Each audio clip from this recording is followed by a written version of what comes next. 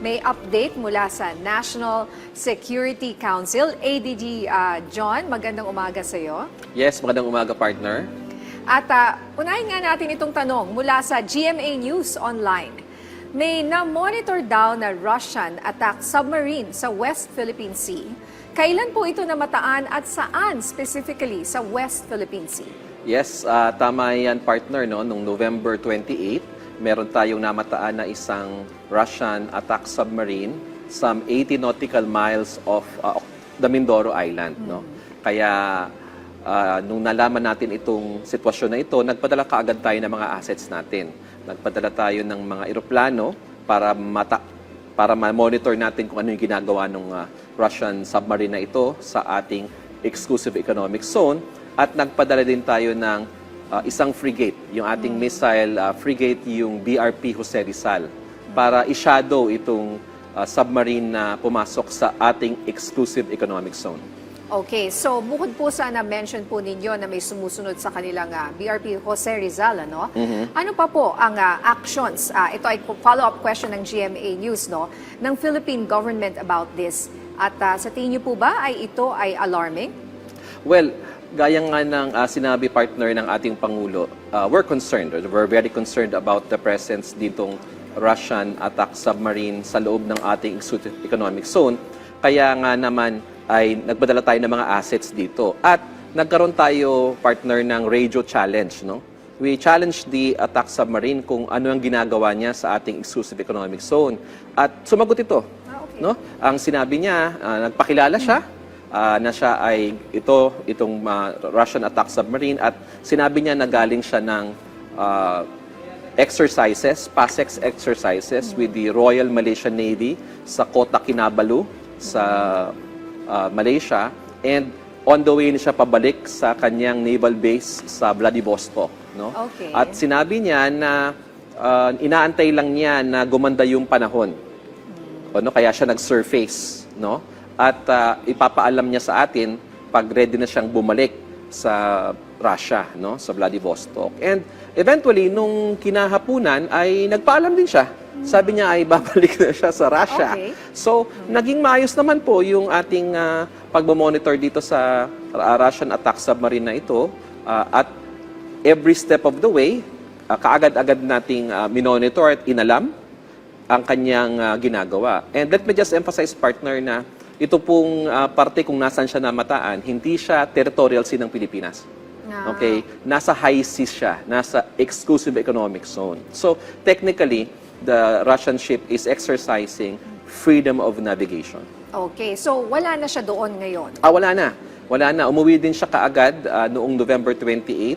Pakatapos siyang makipag-ugnayan dahil sumagot nga siya doon sa mga radio challenges na ibinigay ng ating Philippine Navy na siyang nangungunang mag-monitor dito sa Russian attack submarine na ito. Ito naman, ADG, may tanong din mula kay Patrick De Jesus ng PTV. Ano ba ang protocol sa pagdaan ng mga ganitong uri ng asset gaya ng submarine sa loob ng EEZ ng bansa? At kailan ito, as you mentioned, maituturing na freedom of navigation or innocent passage?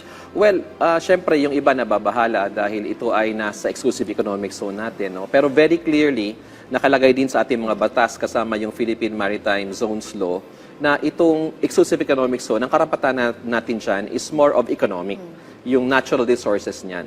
Part pa rin niya ng high seas, kaya kahit sinong barko ay pwedeng dumaan dyan, so long as hindi siya naglo-loiter or hindi siya kumukuha ng mga natural resources, o kaya naman meron siyang ibang ginagawa na hindi tama, no? Gaya ng paggawa, for example, ng Marine Scientific Survey.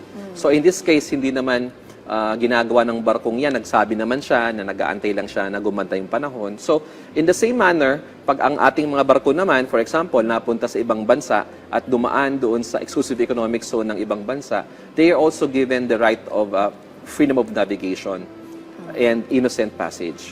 Basta wala naman silang ginagawang mali or labag sa mga batas ng bansang yun. Alright, maraming salamat sa paglilinaw na yan, ADG John. Mapunta naman tayo dito sa katatapos lang na Palawan Fisher Folk Congress. Ano yung naging major highlight ng pagtitipon na ito, ADG?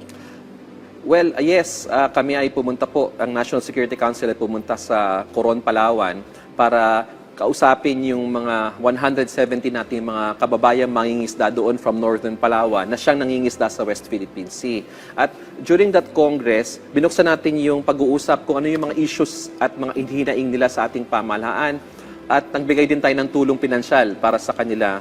Nagbigay tayo ng payaw, nagbigay tayo ng mga fiberglass boat. At isa nga doon sa mga natanong nila is, totoo ba na merong moratorium sa pangingisda dahil sa naging announcement ng Chinese Coast Guard? At sinabi po namin sa National Security Council na walang ibang bansa na pwedeng magbigay ng regulasyon dyan sa mga lugar na yan, kundi ang Philippine government lamang. At walang karapatan ng China na impose ng anumang regulation sa pangingisda. So, naging maliwanag po ito sa ating mga kababayan at ako naman natutuwa dahil ganadong-ganado silang mangisda sa West Philippine Sea and we assure them of the support of the Philippine government pag sila ay nandun at nangingisda.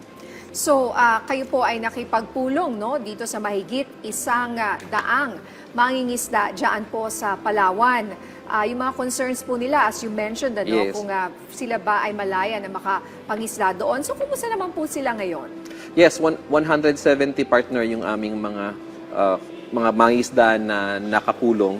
At iba-iba yung kanilang mga concern, no? Kasi yung iba doon, municipal fishers lamang. Kaya nga, we are encouraging them to go beyond the municipal waters at mangisda sa West Philippine Sea. Yung iba naman ang problema nila, ito nga, posibleng harassment ng China dahil baka daw pag nangisda sila ay maharas sila. Yung iba naman ng mga issues nila is yung presyo ng binibiling isda sa kanila at mababa daw. So lahat ng mga issues na yon, kasama ko yung Coast Guard, kasama ko yung Armed Forces of the Philippines, kasama rin naman yung BIFAR at ang Philippine Navy at tinugunan ng pamahalaan yung mga issues na binigay nila sa amin. Okay. Sa ibang usapin, ADG, ano naman ang masasabi ninyo ng NTF-ELCAC sa pagkondena ng Makabayan Block kay Pangulong Marcos Jr. dahil saan nila ipag-interfere daw ng Pangulo sa posibleng impeachment case laban kay Vice President Sara Duterte?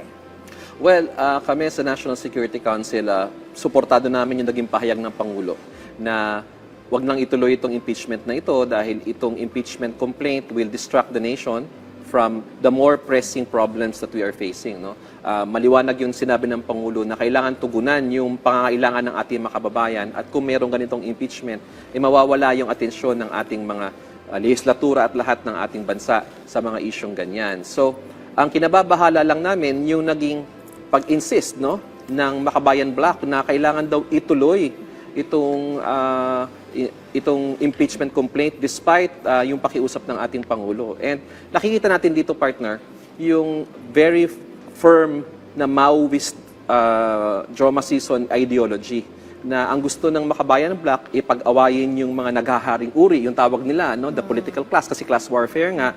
And then magsasagawa sila ng mga rally at demonstrasyon na violente, gaya nung nangyari nung Bonifacio Day na may mga pulis na nasaktan, no? And pag na-create nila itong impression of instability, din sila papasok para mawala ang tiwala ng baong bayan sa pamahalaan. Kaya concerned ang National Security Council, we condemn this kind of statement coming from Makabayan dahil this goes against the spirit of what the President said. Okay, maraming salamat sa mga update mo sa amin mula sa National Security Council, ADG John Malaya. Thank you.